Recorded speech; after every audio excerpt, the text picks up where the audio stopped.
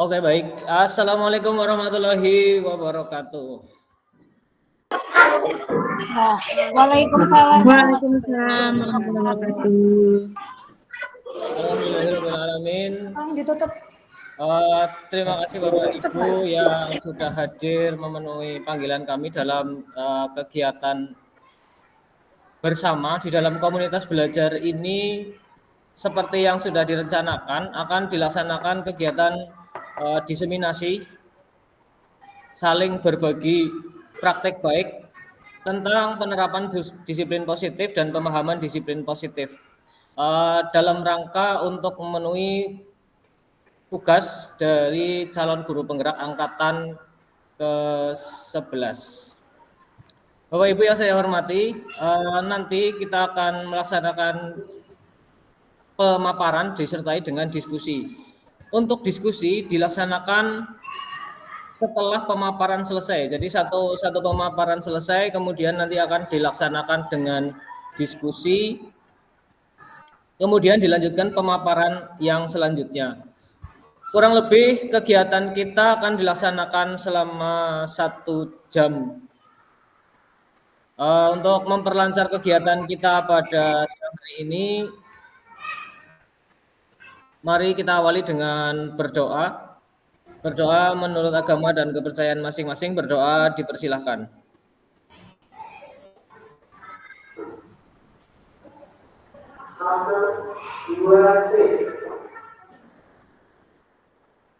Selesai. Terima kasih Bapak Ibu. Semoga dengan doa yang kita lantunkan, doa yang kita panjatkan, maka kegiatan kita pada siang hari ini di sela-sela kesibukan Bapak Ibu semua, kita dapat melaksanakan kegiatan ini dengan lancar, tidak ada halangan suatu apapun. Baik, untuk presentasi yang pertama akan disampaikan oleh Ibu Ayu Yulia Safitri. Pada Bu Ayu Yulia Safitri dipersilahkan.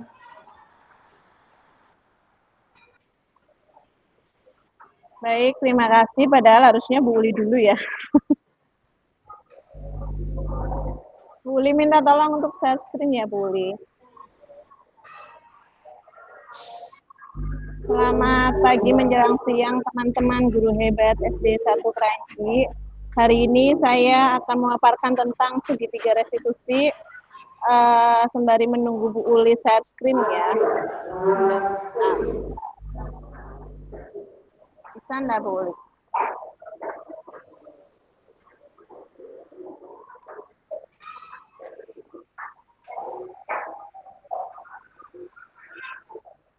Nggak bisa ya.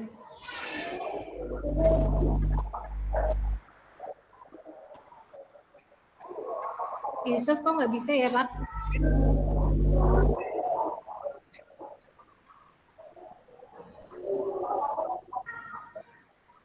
Bentar, saya coba bantu dari sini sebentar. Nggak bisa Pak ini Pak. Bisa enggak?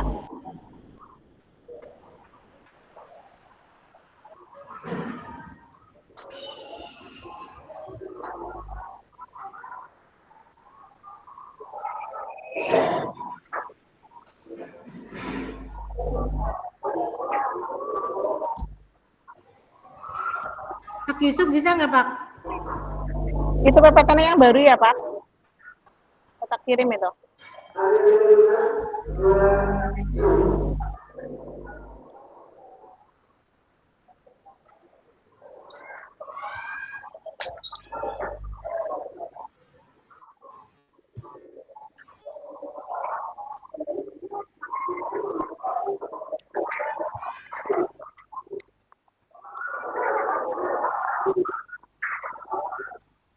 Kuliah nggak bisa Pak?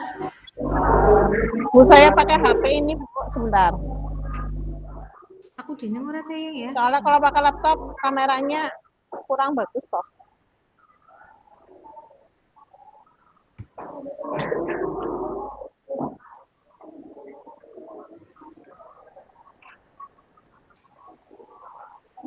Pak Yusuf pakai yang baru apa ya Pak?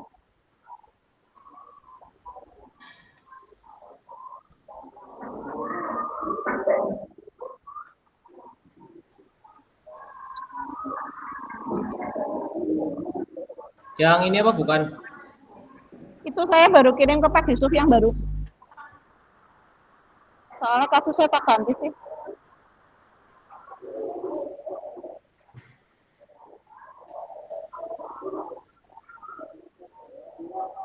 Ini berarti dari restitusi dulu apa? Iya, daerah situ sih dulu.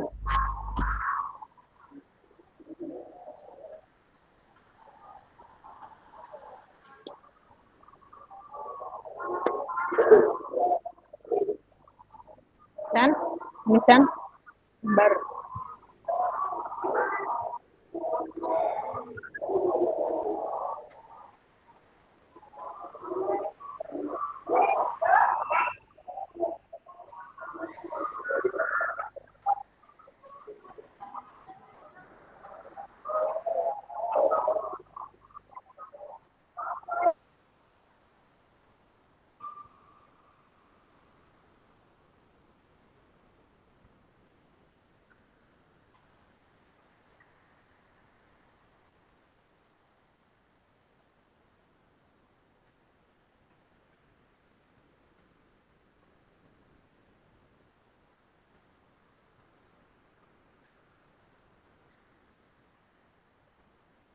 Udah belum, Pak?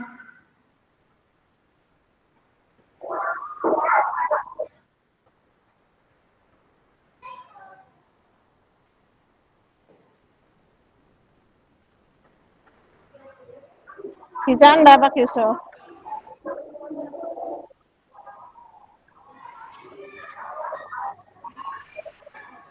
Ini sinyalnya agak lambat lagi dulu.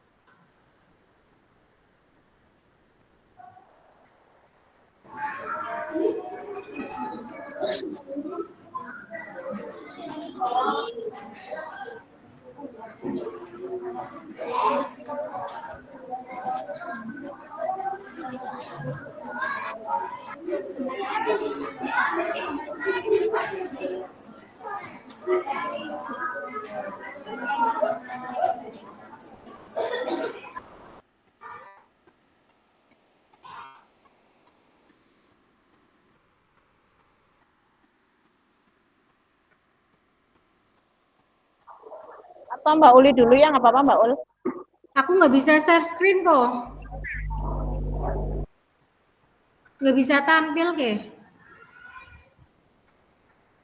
Pak Yusuf bisa ditampilin nggak?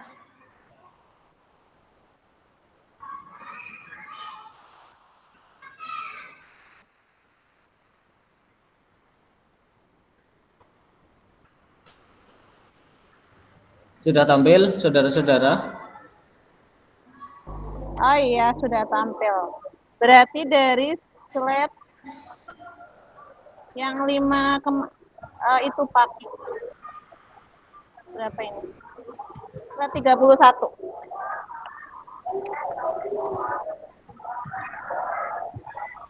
Mana?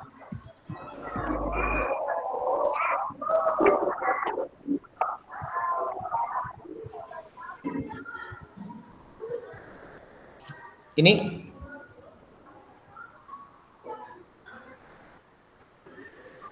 Slide 31 Pak.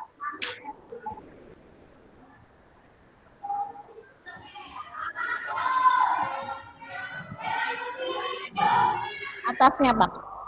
31. Iya.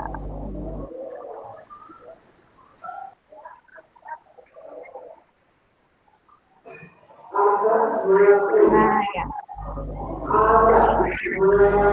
Nah ya ini. Assalamualaikum warahmatullahi wabarakatuh. Waalaikumsalam warahmatullahi wabarakatuh. Terima kasih Bapak Ibu waktunya. Di sini saya akan memaparkan tentang pertama 5 kebutuhan dasar manusia dan nanti dilanjutkan dengan segitiga restitusi. Yang pertama, Bapak Ibu, kita itu sebagai manusia itu mempunyai 5 dasar kebutuhan manusia ya Bapak Ibu. Yang pertama itu 1 bertahan hidup, 2 otomatis kita itu membutuhkan kasih sayang ya, apalagi kita yang sudah menikah ya itu pasti wajib sekali membutuhkan kasih sayang. Lalu yang ketiga itu kebebasan, yang keempat kesenangan, dan yang kelima itu penguasaan. Betul ya Bu Iza? Bu Iza sekarang sangat membutuhkan kasih sayang ya. Lalu slide selanjutnya itu tentang segitiga restitusi.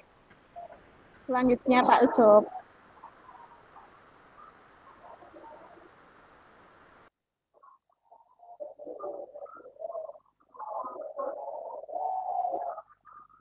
Atasnya dulu apa ya Pak? Ya, selanjutnya tentang materi segitiga restitusi. Restitusi itu sendiri artinya itu proses menciptakan kondisi bagi murid untuk memperbaiki kesalahan mereka sehingga mereka bisa kembali pada kelompok mereka dengan karakter yang lebih kuat. Itu menurut Gosen tahun 2004 ya Bapak Ibu. Terus segitiga restitusi juga itu ada 3 langkah, menggunakan 3 langkah. Langkah pertama itu menstabilkan identitas, lalu yang kedua itu validasi tindakan yang salah, yang ketiga menanyakan keyakinan. Nah, ini saya ambil contoh di kasus kelas saya sendiri. Di kasus kelas saya sendiri, itu pada saat saya mengajar di kelas, saya melihat ada Anissa tertidur di meja. Saya memberikan pertanyaan, dan Anissa tidak bisa menjawab. Saya sebelumnya sudah mendapat informasi juga dari rekan guru bahwa Anissa sering tertidur pada saat jam pelajaran. Akhirnya pada jam pelajaran saya pun Anissa tertidur. Setelah jam pelajaran selesai, saya memanggil Anissa ke kantor. Nah, dalam kasus ini Bapak Ibu, itu saya menerapkan segitiga restitusi. Jadi tidak langsung saat itu juga saya itu sebagai guru yang langsung menghukum kepada Anissa dan marah-marah dengan Anissa. Tetapi saya memanggil Anissa setelah jam pelajaran selesai. Langkah yang saya lakukan yaitu menstabilkan identitas. Nah, apa saja menstabilkan identitas? 1, saya tanya sama si Anissa. Anissa, bagaimana kabarnya hari ini? Lalu saya tanya sama Anissa lagi, kenapa Anissa bisa dipanggil sama Bu Guru begitu. Lalu Anissa itu menjawab, karena saya tertidur tadi di kelas. Iya benar.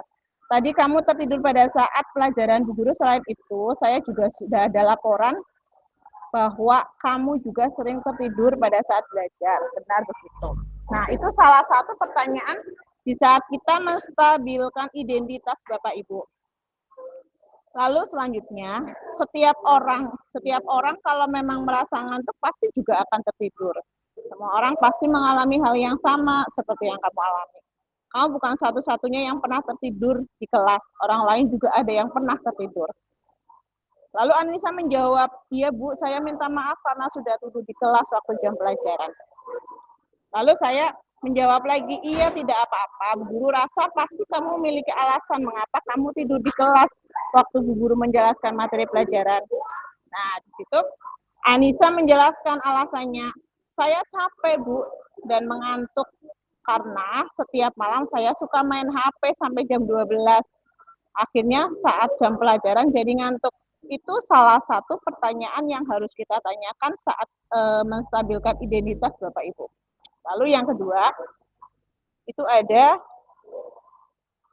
validasi tindakan kelas. Nah, dalam validasi tindakan kelas ini, Bapak Ibu itu ada pertanyaan-pertanyaan biar anak itu langsung tidak memaksa ya Bapak Ibu ya. Jadi mereka itu kita tanyai baik-baik, Bu Guru rasa pasti kamu memiliki alasan mengapa kamu tidur di kelas waktu Bu Guru menjelaskan materi pelajaran. Anissa menjawab, saya capek dan mengantuk Bu, soalnya setiap malam saya suka main HP sampai jam 12 malam. Akhirnya saya ngantuk saat jam pelajaran. Setelah validasi tindakan kelas, langkah selanjutnya yaitu menanyakan keyakinan. Nah, saat menanyakan keyakinan ini, kita itu diingatkan lagi untuk mengingatkan anak-anak terhadap keyakinan kelas Bapak Ibu. Dan saya tanya sama anaknya, apa kamu masih ingat tentang keyakinan kelas yang telah kita buat bersama-sama pada awal semester? Anissa menjawab, masih ingat Bu. Bulia mengingat dan menyebutkan keyakinan kelas yang sudah kita sepakati bersama. Coba sebutkan apa saja yang kamu ingat. Lalu Anissa menyebutkan keyakinan kelas yang sudah disepakati dalam kelas. Ada berdoa sebelum belajar, menciptakan kenyamanan kelas, saling menghormati dan menghargai, bertutur kata yang sopan, dan datang ke kelas tepat waktu. Lalu saya bertanya lagi, apakah tidur di waktu guru menerangkan itu merupakan sikap saling menghormati dan menghargai orang lain? Nah, Anissa menjawab, tidak Bu. Lalu masih dengan keyakinan kelas, menanyakan keyakinan kelas, selanjutnya apa yang akan kamu lakukan agar tidak tidur lagi di kelas waktu pelajaran? Anissa menjawab, saya di rumah akan tidur lebih awal Bu dan tidak main HP sampai larut malam agar di kelas tidak mengantuk dan tidur lagi. Jadi di sini kita menerapkan keyakinan kelasnya Bapak Ibu dan mencari solusi kepada Anissa. Anissa itu tahu apa yang harus dia lakukan agar tidak mengulangi kesalahannya dia lagi. Lalu saya jawab, bagus sekali rencana kamu untuk main HP bisa dilakukan di waktu senggang sore hari dan tidak sampai larut malam. Ya Bu, mari kita bersama-sama untuk selalu melaksanakan keyakinan kelas yang sudah kita sepakati bersama untuk mencapai sebuah kesuksesan. Nah, di situ Bapak Ibu, jadi segitiga restitusi itu bagus sekali ya untuk diterapkan di kelas agar anak-anak itu tidak mempunyai rasa yang seperti dihardik sama bu gurunya atau bapak ibu gurunya begitu Bapak Ibu. Next. Nah, untuk membuat ini tentang menstabilkan identitas, untuk membuat anak yang merasa gagal karena berbuat salah menjadi positif terhadap dirinya, guru itu bisa bertanya sama muridnya, berbuat salah itu hal yang manusiawi, tidak ada manusia yang sempurna. Bapak Ibu juga buat salah, kita pasti bisa menyelesaikan permasalahan ini. Bapak Ibu tidak tertarik untuk mencari tahu siapa yang benar, siapa yang salah. Kalau kamu nyalahkan dirimu sendiri terus-menerus, apakah kamu bersikap baik pada dirimu sendiri? Itu contoh-contoh pertanyaan untuk Bapak Ibu, pertanyaan kepada anak tentang menstabilkan identitas. Lalu yang kedua, ada validasi tindakan yang salah. Nah, dalam validasi tindakan yang salah itu membantu siswa menganalisis kebutuhan yang ingin dipenuhinya ketika melakukan kesalahan. Pada dasarnya setiap tindakan manusia tujuannya adalah memenuhi ya. Lalu bu gurunya itu bisa berkata atau bisa bertanya dengan, kamu pasti punya alasan mengapa melakukannya. Apa yang penting bagi kamu? Kamu boleh tetap berusaha menjaga sikap itu, tapi tambahkan sikap yang lain yang baru. Maukah kamu belajar cara lain untuk mendapatkan yang kamu butuhkan tanpa harus memukul? Apakah kamu bisa melakukan dengan baik besok lagi? Lah itu contoh-contoh kalimat pertanyaan kepada murid Bapak Ibu tentang validasi tindakan yang salah. Lalu langkah yang terakhir itu menanyakan keyakinan. Anak melihat kesalahannya dihubungkan dengan norma sosial dan nilai-nilai yang mendasari manusia berinteraksi dengan orang lain. Bapak Ibu bisa bertanya dengan apa nilai kita percaya di kelas atau sekolah kita. Nilai-nilai universal apa yang telah kita sepakati. Kelas yang ideal itu seperti apa sih? Kamu ingin jadi anak seperti apa? Apa yang kamu rasakan ketika kamu melakukan itu? Kamu menjadi orang yang seperti apa? Itu contoh-contoh pertanyaan tentang menanyakan keyakinan Bapak Ibu. Lalu kesimpulan dari segitiga restitusi itu sendiri dan budaya positif, Budaya positif harus dibangun untuk menumbuhkan motivasi internal melaksanakan disiplin positif bagi murid yang nantinya akan ikut berpengaruh kepada pencapaian visi dan misi sekolah. Membangun budaya positif tentu saja tidak bisa dilakukan sendiri, melainkan butuh kolaborasi dari semua warga sekolah, mulai dari kepala sekolah, guru, tenaga pendidikan, dan murid. Bahkan dibutuhkan dukungan orang tua dan komunitas sekolah. Begitu Bapak Ibu tentang segitiga restitusi. Nanti materi selanjutnya akan disampaikan oleh Ibu Uli. Baik, terima kasih Bu Lia. Pak Yusuf, coba untuk slide awal.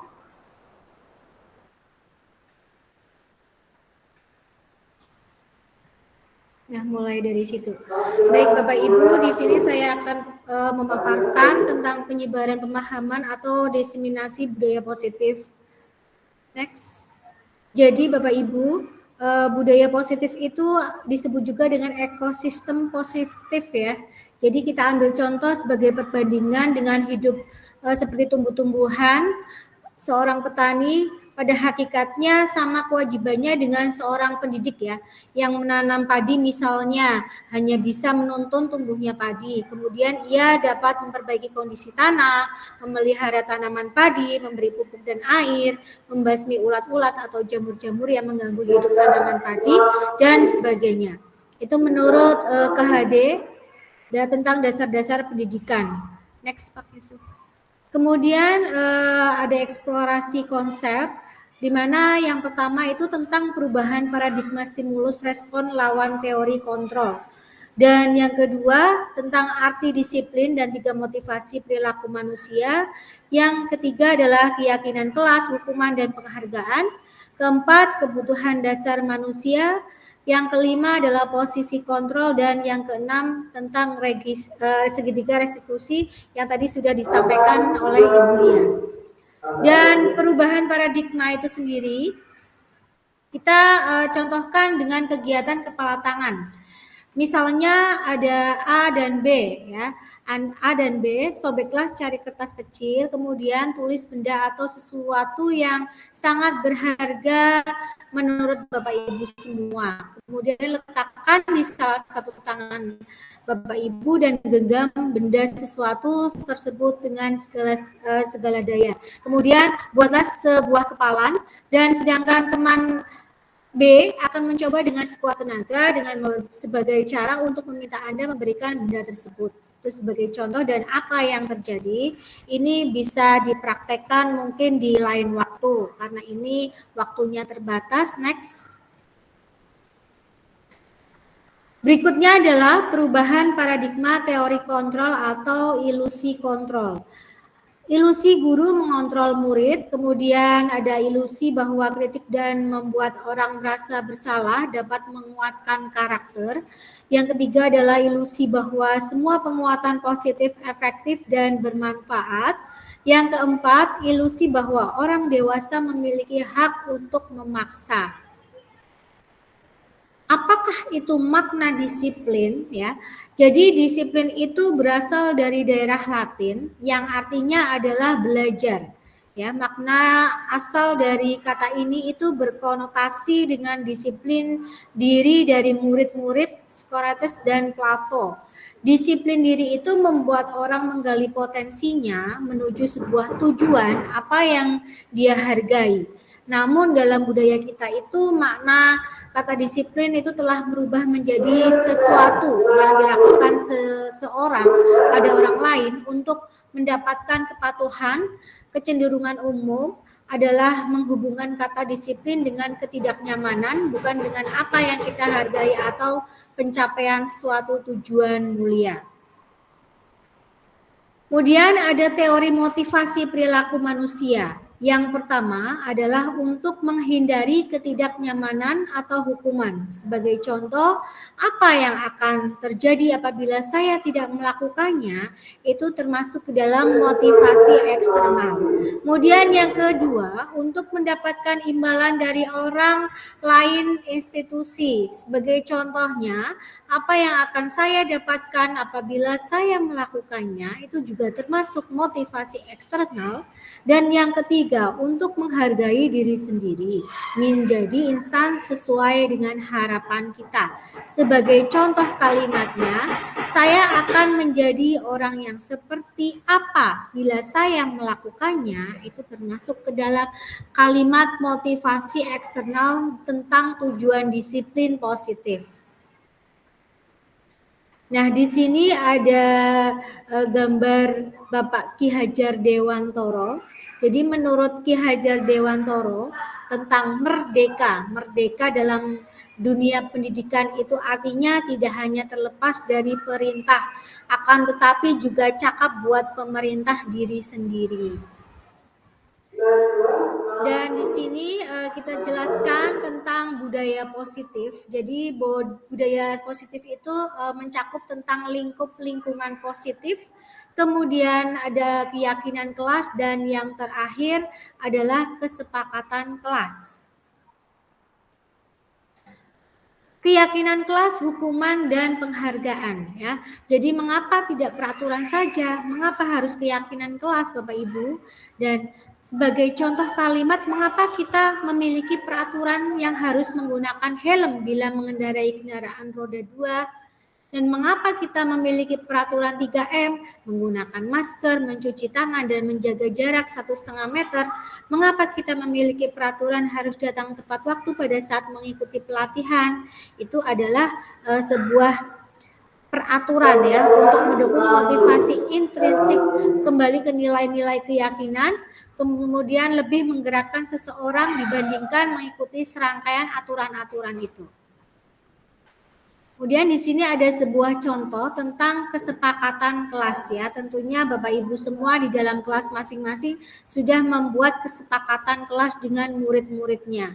Di sini ada sebuah contoh tentang kesepakatan kelas.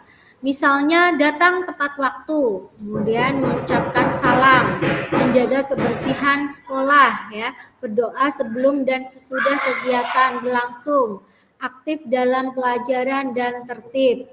Kemudian contoh yang kedua, kesepakatan kelas, kami guru dan murid yang saling menyayangi, kami murid yang semangat belajar, dan kami murid yang peduli dengan teman-teman. Itulah contoh dari kesepakatan kelas. Nah, di sini ada beberapa peraturan. Dari peraturan-peraturan ini nanti digolongkan tentang keyakinan kelas atau nilai kebajikan apa yang dituju. Seperti contoh, kalimat yang pertama, selalu kembalikan buku ke tempatnya. Nah, itu nanti termasuk ke dalam nilai kebajikan apa. Kemudian dilarang mengganggu orang lain. Hadir di sekolah 15 menit sebelum pembelajaran dimulai. Dilarang melakukan kekerasan, dilarang menggunakan narkoba, bergantian atau menunggu giliran, menggunakan masker, dan jangan berlari di kelas atau koridor. Dari jawaban peraturan yang tadi saya sebutkan, selalu kembalikan buku ke tempatnya. Itu termasuk nilai kebajikan tanggung jawab. Kemudian dilarang mengganggu orang lain, itu termasuk ke dalam keyakinan kelas atau nilai kebajikan menghormati orang lain atau diri sendiri.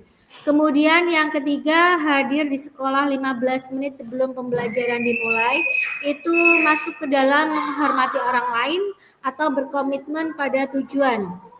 Kemudian dilarang melakukan kekerasan, itu tergolong nilai kebajikan tentang keselamatan dan menghormati orang lain. Kemudian dilarang menggunakan narkoba, itu juga termasuk nilai kebajikan tentang kesehatan. Bergantian atau menunggu giliran, itu termasuk nilai kebajikan menghormati orang lain dan kesabaran. Menggunakan masker itu termasuk ke dalam nilai kebajikan, kesehatan, dan keselamatan. Dan yang terakhir, jangan berlari di kelas atau koridor, itu termasuk nilai kebajikan tentang keselamatan atau keamanan. Berikut di sini juga ada contoh kesepakatan kelas. Sebagai contoh kesepakatan kelas pada kelas saya sendiri, yaitu yang pertama, mengamalkan ajaran agama untuk kebaikan bersama. Yang kedua, rasa aman adalah hak setiap orang. Yang ketiga, tertib saat belajar mengajar. Keempat, menjaga kebersihan diri sendiri, kelas, dan lingkungan sekolah.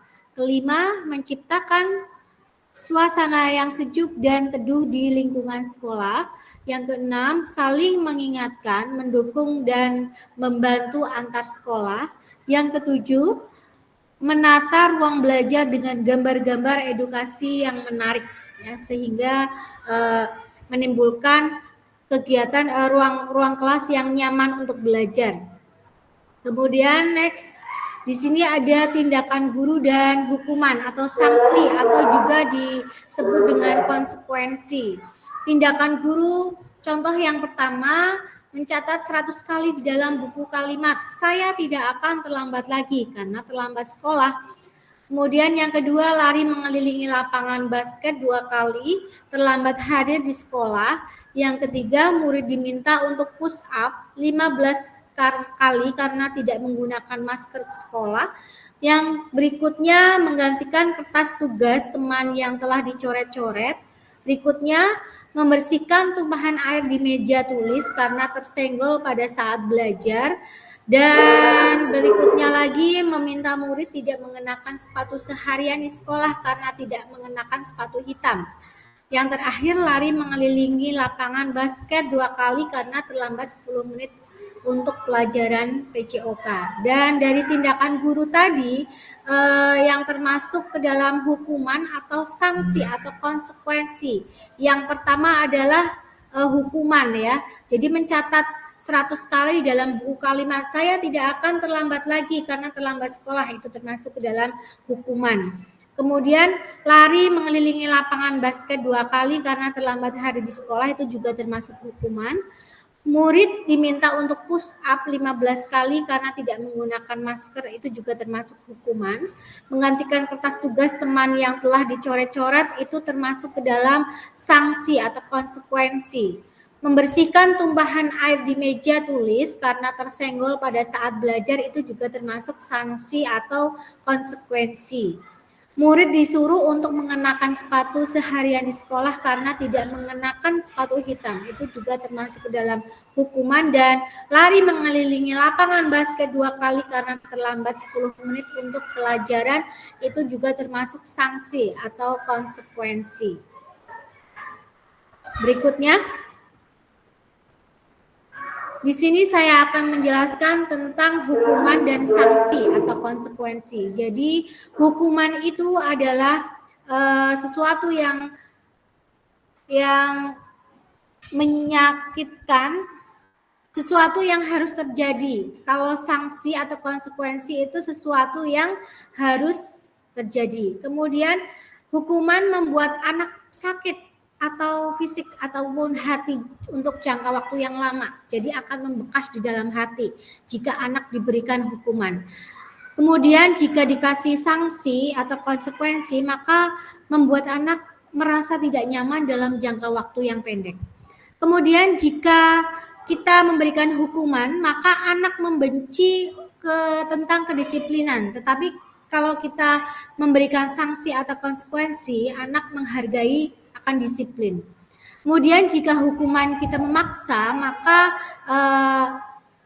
berupa paksaan, maka sebagai sanksi itu akan diberikan stimulus atau tanggapan. Kemudian mendorong anak menyakiti diri sendiri sebagai hukuman, maka sebagai sanksi mendorong anak agar mudah menyesuaikan diri. Kemudian hukuman tentang konsep diri yang buruk, sebagai sanksi maka konsep diri yang baik. Anak belajar untuk menyembunyikan kesalahan, maka untuk sanksinya anak belajar untuk mematuhi peraturan. Kemudian marah, rasa bersalah, dipermalukan, rasa tidak dihargai sebagai hukumannya, maka sebagai sanksi itu bisa merasa kehilangan hak atau dibuat tidak nyaman atau diasingkan untuk sementara waktu. Dan di sini ada 5 posisi kontrol ya. Jadi 5 posisi kontrol pada guru itu yang pertama adalah penghukum, yang kedua adalah pembuat orang merasa bersalah, yang ketiga sebagai teman, yang keempat sebagai pemantau, dan yang kelima adalah manajer. Jadi jika motivasi kita sebagai guru berbuat sebagai penghukum, maka menghardik, menunjuk, menyakiti atau menyindir, kemudian membuat orang merasa bersalah. Sebagai contoh, kita bisa berceramah dan mengatakan seharusnya kamu seperti ini, kemudian ibu kecewa dengan kamu karena kamu seperti ini, bla bla bla gitu. Ketika kita sebagai teman, maka kita akan membuatkan alasan-alasan untuk muridnya. Ketika kita sebagai pemantau, maka kita akan menghitung dan mengukur. Kemudian sebagai manajer mengajukan pertanyaan-pertanyaan. Kemudian jika guru berkata sebagai penghukum, kalau kamu tidak melakukannya, awas ya, rasakan itu. Nah, itu contoh sebagai penghukum. Kemudian pembuat orang merasa bersalah, sebagai contohnya, kamu seharusnya, kamu sudah tahu ibu lelah sekali. Ibu lelah sekali mengatakannya, ibu stres. Nah, itu maka akan membuat anak itu akan merasa bersalah. Kemudian jika kita sebagai teman, ya, maka contoh yang kita katakan adalah, ayolah lakukan demi ibu. Masa kamu tidak mau? Ingat tidak ibu pernah bantu seperti ini bla bla bla gitu. Kemudian sebagai pemantau, sebagai contoh, apa peraturannya? Kemudian sebagai manajer, apa yang kita yakini, apa yang bisa kamu kerjakan untuk memperbaiki masalah ini, itu contoh kita sebagai manajer. Kemudian dilihat dari motivasi hasilnya sebagai penghukum, maka murid akan memberontak, menyalahkan orang lain, kemudian berbohong. Kemudian jika kita memberikan sebagai pembuat orang merasa bersalah, maka murid akan menyembunyikan dan menyangkal ataupun juga bisa berbohong. Tetapi kalau kita sebagai teman, maka murid akan ketergantungan. Dan sebagai pemantau, murid bisa menyesuaikan diri, bisa diawasi, dan jika kita sebagai manajer, itu bisa menguatkan pribadi. Kemudian motivasi kaitannya dengan dunia berkualitas, itu sebagai penghukum, maka murid meletakkan guru di luar dunia berkualitas. Kemudian sebagai pembuat orang merasa bersalah, sebagai contoh, murid meletakkan guru dalam dunia berkualitas. Sebagai teman, murid meletakkan guru sebagai orang yang sangat penting di dunia berkualitas.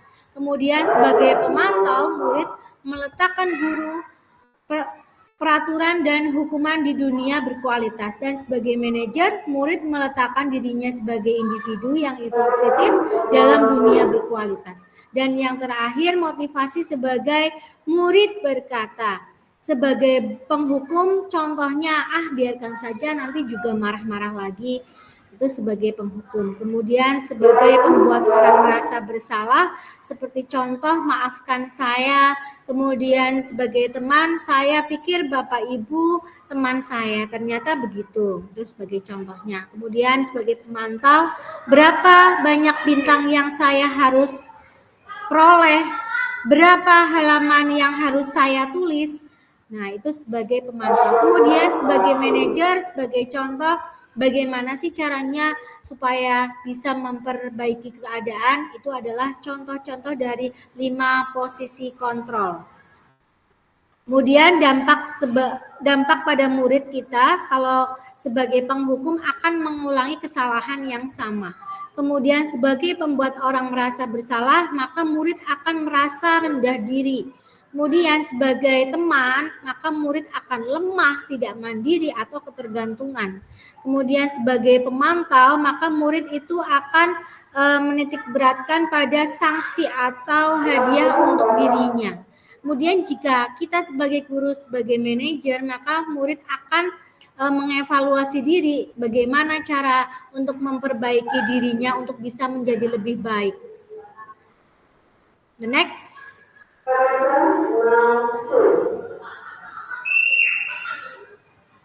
Nah, yang pertama adalah guru sebagai penghukum ya, sebagai penghukum. Jadi kalau kita menghukum murid-murid kita dengan nada suara tinggi, dengan bahasa tubuh atau mata melotot, kemudian jari-jari menunjuk-nunjuk, menghardik itu namanya.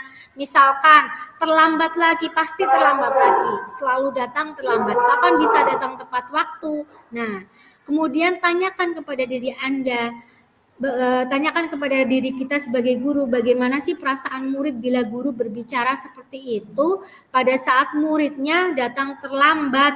Itu adalah sebagai penghukum. Kemudian yang kedua, akibat dari kita menghukum murid kita sendiri, kemungkinan itu murid itu akan marah di dalam hatinya dan mendendam ya. Hatinya jadi mendendam atau lebih bersifat agresif. Jadi bisa sesudah kembali duduk, murid tersebut misalnya akan mencoret-coret bukunya atau meja tulisnya, dan yang lebih buruk lagi itu misalkan sepulang sekolah murid melihat motor atau mobil Bapak Ibu guru yang tadi menghukum dan akan menggores kendaraan tersebut dengan paku. Itu malah lebih akan menjadi lebih buruk ya. Next. Kemudian posisi kontrol yang kedua yaitu pembuat orang lain merasa bersalah. Jadi kita sebagai guru apabila dengan posisi kontrol ini, dengan misalkan kita melakukan dengan nada suara yang memelas, kemudian halu, sedih, dengan bahasa tubuh merapat pada anak, kemudian lesu. Misalnya, adik kamu ini bagaimana ya? Kamu sudah berjanji dengan ibu tidak akan terlambat lagi. Kamu kenapa ya? Senang sekali mengecewakan ibu. Ibu itu benar-benar kecewa sekali. Nah, itu membuat orang merasa bersalah ya. Bagaimana sih perasaan murid bila ditegur seperti cara ini? Itu akan menimbulkan murid itu merasa bersalah dengan sendirinya. Next. Dan akibatnya jika guru membuat murid kita itu merasa bersalah, akibatnya murid itu selain merasa bersalah telah mengecewakan ibu gurunya atau bapak gurunya, murid akan merasa menjadi orang yang gagal dan tidak sanggup membahagiakan orang lain. Dan kadangkala sikap seperti ini itu lebih berbahaya dari sikap penghukum karena emosinya itu akan tertanam rapat di dalam dirinya. Dan murid itu bisa menahan perasaannya, tidak seperti murid dengan guru penghukum, tetapi di mana murid bisa itu menumpahkan amarahnya walaupun dengan cara yang negatif. Murid itu bisa tertekan seperti ini, yang tiba-tiba bisa meletus kemarahannya dan bisa menyakiti diri sendiri ataupun orang lain. Kemudian berikutnya, next. Kemudian yang posisi kontrol yang ketiga adalah kita sebagai guru itu juga bisa sebagai teman untuk murid atau anak didik kita dengan suara yang ramah, akrab, kemudian bisa bercanda dengan bahasa tubuh misalnya merapat kepada murid, kemudian mata dan senyum, kita memberikan senyuman kepada murid kita.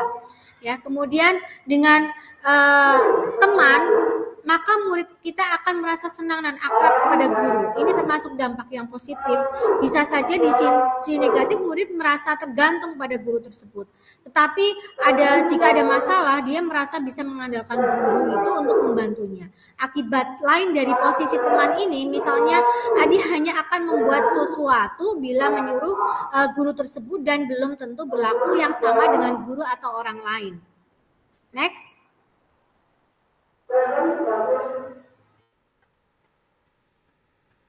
Kemudian sebagai pemantau, Pak Yusuf keluar ya? Pak Yusuf di mana ya? Next, Pak. Pak Yusuf.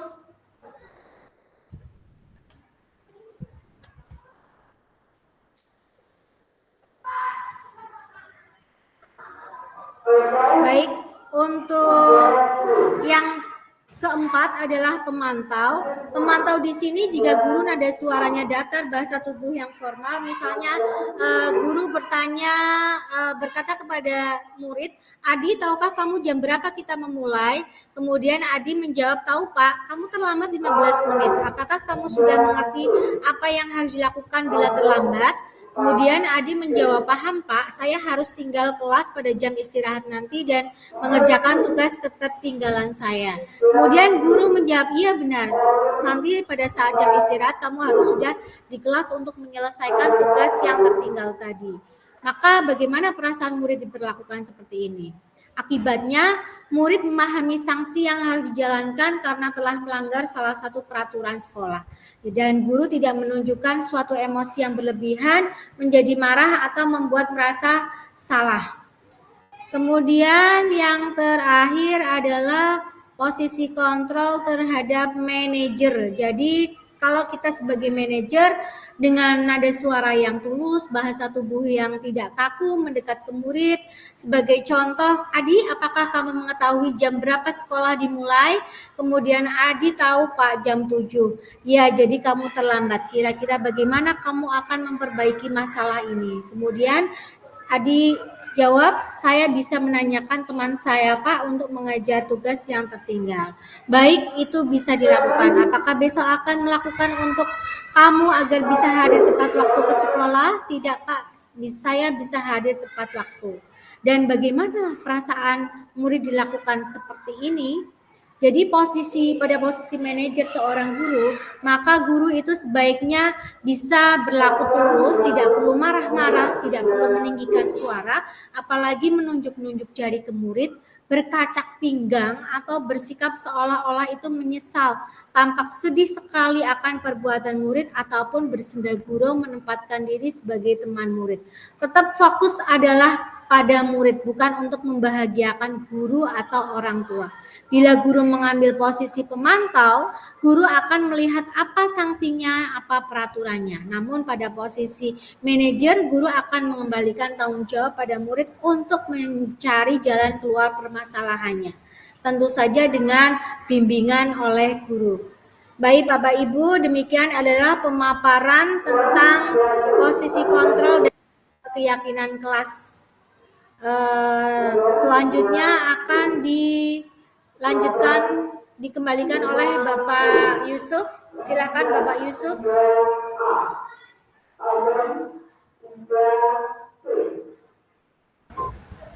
Baik Bapak Ibu semua yang sudah hadir di meeting ini, alhamdulillah dua pemaparan sudah berlangsung, maka akan saya lanjutkan nggih. Saya share screen terlebih dahulu.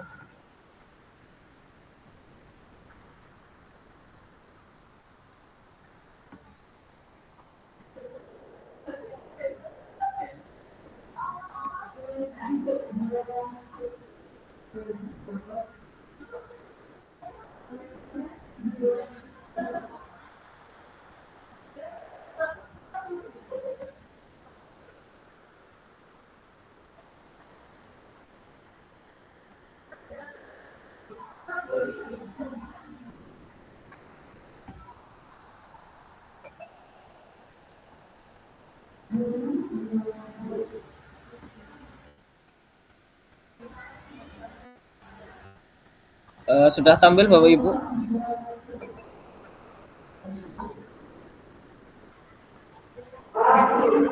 Jaketnya? Sudah tampil ya? Itu kuncinya di motor ini enggak? Ya boleh bocor boleh. Baik Bapak Ibu yang saya hormati, salam dan bahagia. Alhamdulillahirrahmanirrahim. Saya akan memaparkan tentang disiplin positif Bapak Ibu. Disiplin positif ini sendiri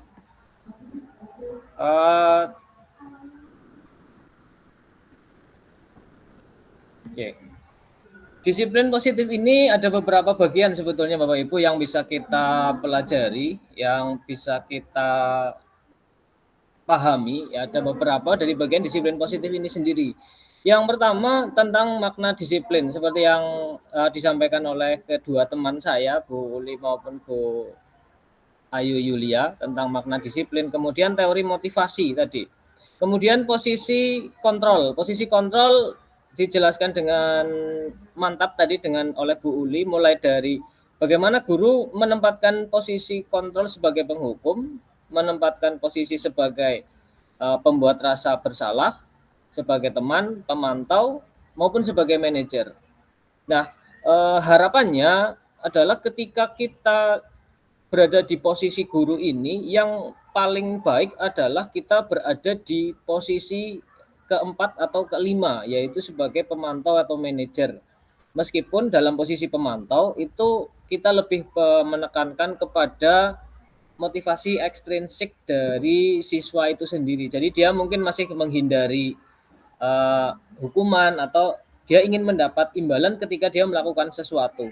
Namun ketika kita menempatkan posisi sebagai manajer, maka kita akan mengajarkan kepada siswa untuk lebih menghargai dirinya sendiri. Jadi kita arahkan untuk motivasi intrinsik. Jadi memang anak itu melakukan kesalahan, dia menyadari kesalahannya dan dia bisa memperbaikinya sebagaimana yang disampaikan oleh Bu Ayu Yulia tadi, bahwa ketika melakukan restitusi itu anak menyadari kesalahannya dan mengubah kesalahannya itu menjadi sesuatu yang lebih baik dengan cara tadi ada menstabilkan identitas, kemudian validasi kebutuhan, kemudian menanyakan keyakinan apa yang dilanggar atau keyakinan apa yang sudah disepakati sebelumnya. Ini akan berkaitan dengan kebutuhan dasar manusia, di mana anak melakukan suatu tindakan baik itu di kelas maupun di luar kelas, bisa untuk biasanya yang pertama itu adalah tentang penguasaan. Kalau untuk bertahan hidup sepertinya tidak. Kita tidak akan menemui anak di kelas kita kemudian mengambil makanan temannya misalnya karena dia memang sangat lapar gitu. Sepertinya tidak memungkinkan, tidak mungkin terjadi begitu. Tetapi untuk kebutuhan penguasaan, kekuasaan mungkin bisa terjadi. Anak akan merasa berkuasa ketika dia berani mengambil barang yang milik temannya misalnya. Itu merupakan dasar kebutuhan untuk kekuasaan dia agar dia merasa berkuasa di kelasnya. Kemudian kebutuhan dasar yang mungkin terjadi di kelas kita selanjutnya adalah untuk sebagai rasa kasih sayang atau diterima dalam kelompoknya. Apalagi ini ketika anak-anak di kelas yang lebih besar, biasanya anak lebih kepada berkelompok, Bapak Ibu. Ketika di kelompoknya dia merasa diterima, maka dia akan melakukan suatu tindakan. Perlu melakukan suatu tindakan, dia merasa bertindak agar dia diterima di kelompoknya, diakui sebagai teman satu gengnya misalnya. Kemudian dasar kebutuhan yang menjadi landasan ketika anak melakukan tindakan yang berikutnya adalah sebagai wujud rasa kesenangan. Dia melakukan sesuatu karena dia senang saja gitu. Misalnya anak yang terlambat ke kelas atau bolak-balik izin ke kamar mandi misalnya, hanya karena kebutuhan kesenangan, karena dia senang aja keluar dari kelas gitu. Jadi dia melaksanakan kegiatan itu dasarnya adalah tentang kesenangan saja. Kemudian yang kelima adalah kebebasan. Ketika anak melakukan suatu tindakan, dia merasa lebih terbebas dari peraturan yang mengikatnya. Itu ya. Jadi dasar kebutuhan manusia bisa ada 5 tersebut Bapak Ibu. Tetapi jarang sekali kita akan menemui kebutuhan dasar manusia yang pertama, yaitu bertahan hidup. Karena saya yakin Bapak Ibu memiliki murid-murid yang tingkat ekonominya tidak lagi yang di bawah sekali, tidak. Kemudian disiplin, tadi kembali ke makna disiplin. Kenapa disiplin positif ya? Karena kita membahas tentang budaya positif. Yang pertama adalah tentang disiplin sendiri. Disiplin itu kalau tadi disampaikan oleh Bu Uli, disiplin adalah belajar. Jadi makna disiplin sendiri adalah belajar. Jadi ketika kita melaksanakan suatu kegiatan, dasarnya adalah kita belajar. Kita bisa mempelajari apa. Sehingga di dalam kegiatan guru penggerak ini kita lebih pada melaksanakan budaya reflektif Bapak Ibu. Jadi kita lebih banyak melaksanakan tindakan refleksi terhadap apa yang sudah kita lakukan. Kita lebih banyak belajar, makanya kalau tidak salah ada sebuah kata bijak yang mengatakan bahwa pengalaman adalah guru yang terbaik. Tetapi saya kurang setuju dengan itu. Kalau kita hanya pengalaman itu adalah guru yang terbaik, maka kita harus melaksanakan refleksi terhadap pengalaman itu sendiri sehingga kita dapat belajar dengan baik. Jadi refleksi terhadap pengalaman itulah yang menurut saya adalah guru yang paling baik. Kemudian selanjutnya ini terkait dengan kegiatan-kegiatan yang sudah kita laksanakan Bapak Ibu di dalam kelas kita. Apakah boleh di dalam kelas itu dipasang peraturan dan keyakinan kelas secara bersama-sama Bapak Ibu? Apakah boleh dua kegiatan ini, ada peraturan kelas, ada keyakinan kelas yang ditanamkan secara bersama-sama, ditempelkan mungkin di dinding-dinding kelas? Jawabannya adalah boleh saja Bapak Ibu. Jadi kita bisa menempatkan kedua aturan ini, baik aturan kelas maupun keyakinan kelas secara bersama-sama. Karena Bapak Ibu, saya yakin di kelas-kelas masing-masing sudah ada keyakinan-keyakinan kelas maupun kesepakatan-kesepakatan kelas yang sudah dibuat. Jika sudah diperoleh kesepakatan kelas yang berhasil dijadikan keyakinan kelas, apakah masih perlu tata tertib? Jawabannya adalah ya. Tata tertib tetap diperlukan Bapak Ibu. Yang ketiga, apakah tata tertib masih relevan terhadap kurikulum merdeka ketika sudah ada keyakinan kelas? Jawabannya adalah ya. Karena dengan adanya tata tertib itu adalah menjadi penjabaran dari keyakinan kelas. Karena tadi kan keyakinan kelas prinsipnya adalah nilai-nilai universal, nilai-nilai yang sangat umum, disiplin, menghargai, itu kan sangat umum. Tetapi pada pelaksanaannya, anak masih memerlukan tata tertib yang lebih spesifik Bapak Ibu. Sehingga ketika terjadi pelanggaran, maka dia juga sudah mengetahui konsekuensi dari tindakan yang dilaksanakannya. Jadi bukan lagi hukuman, tetapi konsekuensi karena anak sudah menyadari kegiatan-kegiatan yang dilakukan. Ketika dia salah, maka dia akan menebusnya atau mengganti kesalahannya itu dengan apa. Itu namanya konsekuensi. Jadi konsekuensi itu tadi lebih kepada hal-hal yang lebih spesifik Bapak Ibu. Kemudian bagaimana cara membuat murid tidak lupa dengan keyakinan yang sudah dibuat? Ya tentu saja seperti yang sudah kita lakukan bersama, sudah lazim di kelas-kelas kita, sudah kita tempelkan peraturan kelas maupun kesepakatan kelas yang ada. Kemudian bagaimana strategi yang tepat agar siswa melaksanakan keyakinan secara konsisten? Adalah dengan pembiasaan Bapak Ibu.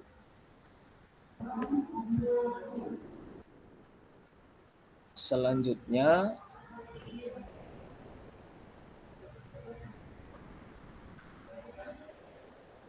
tentang segitiga restitusi. Saat melaksanakan restitusi, sebentar, saya ulangi dulu. Tentang segitiga restitusi. Saat melaksanakan restitusi terdapat siswa yang tidak mau menjawab pertanyaan dan hanya diam saja. Bagaimana sikap kita menghadapi hal tersebut? Apa yang bisa kita lakukan Bapak Ibu? Kita kembali ke konsep posisi kontrol tadi. Kita dalam melaksanakan restitusi, biasanya kita mengambil posisi sebagai manajer. Nah, ketika seorang manajer, maka dia akan dapat menempatkan diri. Apakah ada larangan misalnya ketika kita sebagai manajer, kita tidak boleh menempatkan diri sebagai pemantau atau sebagai teman?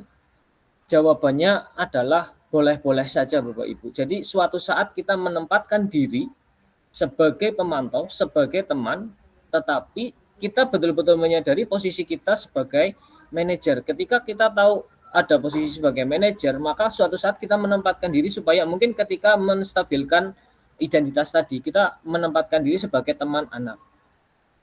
Kemudian ini beberapa miskonsepsi dari kegiatan yang ada di sekolah kita, misalnya penerapan positif, budaya positif berarti tidak ada aturan atau konsekuensi. Sebetulnya tidak. Jadi tetap meskipun penerapan budaya positif tadi sudah saya sampaikan juga di awal, kita masih memerlukan adanya peraturan sehingga anak menyadari konsekuensi apa yang akan dia tanggung ketika dia melakukan suatu hal. Misalnya tadi dicontohkan oleh Bu Uli, ketika kita anak menyobek buku temannya atau mencoret-coret buku temannya, maka ia harus mengganti. Nah, itu konsekuensi yang anak akan menjadi paham. Apa yang akan dia lakukan, misalnya dia merusak fasilitas kelas, maka dia akan mengganti. Nah, itu adalah penerapan budaya positif, tetapi tetap ada aturan dan konsekuensi yang perlu dijalankan.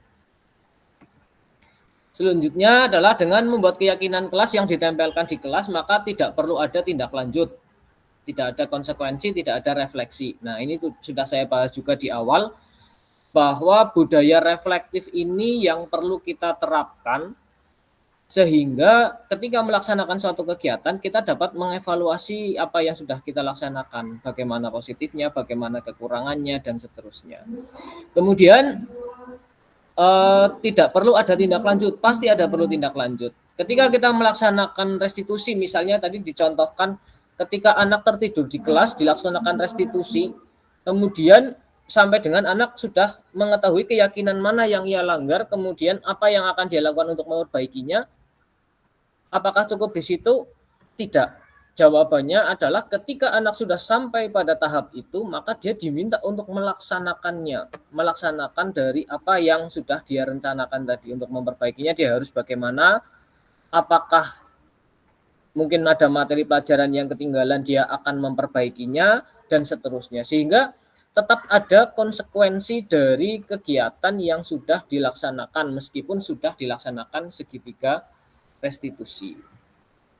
Miskonsepsi yang selanjutnya adalah semua masalah yang berkaitan dengan budaya positif diselesaikan dengan restitusi. Ini merupakan konsep yang keliru, Bapak Ibu. Jadi restitusi itu adalah pendekatan disiplin positif yang menyelesaikan permasalahan terkait pelanggaran aturan yang tidak terlalu berat biasanya. Jadi tidak terlalu berat sehingga restitusi ini setelah dilaksanakan dan dievaluasi, anak sudah tahu. Tetapi ketika ini pelanggarannya berat, seperti misalnya kekerasan fisik, kemudian vandalisme, atau bahkan terjadi bullying, maka tidak cukup dengan restitusi saja. Karena anak harus tahu juga konsekuensi apa yang akan dialami olehnya ketika dia melakukan kesalahan itu. Apakah dia harus menggantikan, atau dia harus menebusnya dengan minta maaf, atau bahkan misalnya tadi vandalisme, dia harus ganti kerusakan benda yang ada di kelasnya. Maka ini juga perlu kita tekankan. Jadi tidak hanya sampai dengan proses restitusinya saja, Bapak Ibu. Kemudian ini beberapa kegiatan yang mungkin sudah pernah kita laksanakan juga. Yang pertama adalah hukuman di sekolah dapat mendisiplinkan anak. Ini sudah sama-sama kita katakan tidak setuju nih Bapak Ibu. Jadi memberikan hukuman tidak dapat mendisiplinkan anak. Mungkin efek pertama iya, tetapi setelah itu anak akan kebal terhadap hukuman yang dilaksanakan. Kemudian penghargaan, memberikan penghargaan juga dalam teori budaya positif itu tidak meningkatkan motivasi belajar anak. Gitu. Memberikan penghargaan itu tidak akan meningkatkan motivasi belajar anak. Sama saja ketika kita memberikan hukuman, anak itu juga akan merasa terhukum sebetulnya Bapak Ibu. Jadi penghargaan itu berlaku sama dengan hukuman dalam teori budaya positif oleh Alvecon.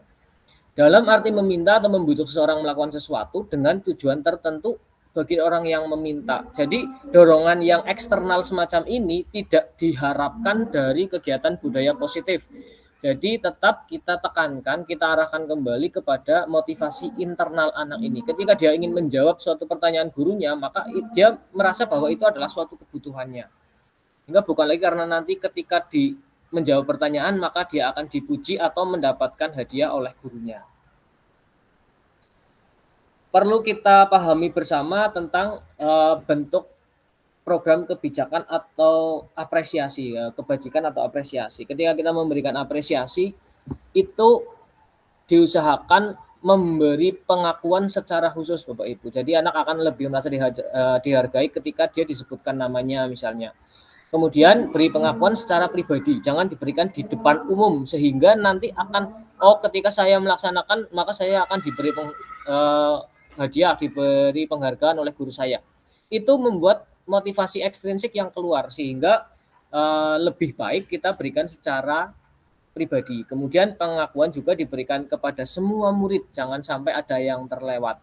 Dan beri pengakuan secara konsisten dan fokus pada proses, bukan pada prestasi apa yang sudah dilaksanakan oleh murid. Baik Bapak Ibu, itu yang bisa saya sampaikan. Selanjutnya Bapak Ibu nanti akan saya kirimkan tautan refleksi Bapak Ibu. Ini saya kirimkan lewat kolom chat. Untuk Bapak Ibu bisa mengisi kolom refleksi yang nanti bisa diisi bersama-sama nih Bapak Ibu.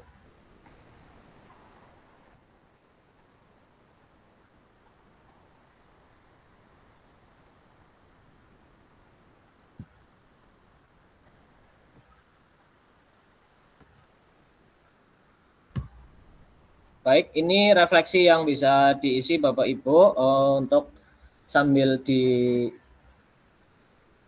nanti kita bisa sambil berdiskusi. Kalau memang ada pertanyaan atau hal-hal yang perlu disampaikan dari pemahaman dan pemaparan yang sudah kami sampaikan tadi. Demikian paparan dari saya Bapak Ibu. Untuk selanjutnya kami persilahkan jika ada teman-teman yang mau menyampaikan suatu hal, silakan raise hand terlebih dahulu.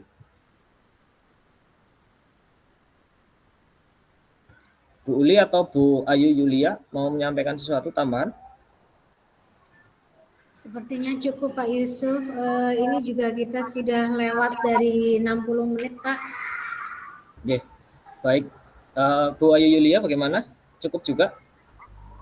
Ya cukup Pak Yusuf, waktunya sudah lewat dari 1 jam. Oke. Foto bersama Pak Yusuf.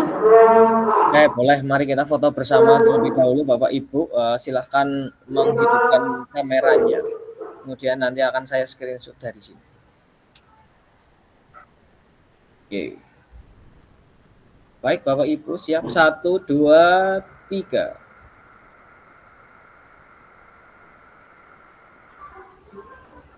Ya, terima kasih. Mau ganti dengan gaya lain Bapak Ibu? Ganti gaya ya. Ya, ganti gaya. Nanti bisa di screenshot Bu Uli atau Bu Ayu Yulia. Silakan ganti gaya. 1, 2, 3. Oke. Terima kasih Bapak Ibu yang sudah bergabung dalam kegiatan ini di sela-sela kesibukannya. Apabila dalam melaksanakan kegiatan ini kami banyak kekurangan, banyak kesalahan, kami mohon maaf yang setulus-tulusnya. Demikian saya tutup dari saya. Billahi taufik wal hidayah. Wassalamualaikum warahmatullahi wabarakatuh. Waalaikumsalam warahmatullahi wabarakatuh. Waalaikumsalam warahmatullahi wabarakatuh. Terima kasih teman-teman.